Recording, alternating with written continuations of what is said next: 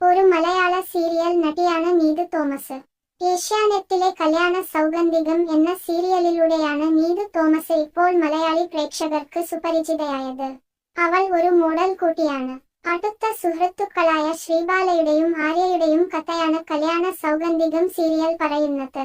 ഈ സീരിയലിൽ അവൾ ഒരു ക്രോണിക് അപസ്മാര രോഗിയായി അഭിനയിക്കുന്നു. അവളുടെ അഭിനയ ശൈലി മറ്റുള്ളവരിൽ നിന്ന് വളരെ വ്യത്യസ്തമാണ്. കൈരളി ടിവിയിൽ സംപ്രേക്ഷണം ചെയ്ത മാനസ മൈന എന്ന സീരിയലിൽ നീതു തോമസ് ഇതിനകം അഭിനയിച്ചിട്ടുണ്ട്. ഈ സീരിയലിൽ തന്റെ മികച്ച പ്രകടനം കൊണ്ട് പ്രേക്ഷകരെ ആകർഷിക്കാൻ അവൾക്ക് കഴിയുന്നു.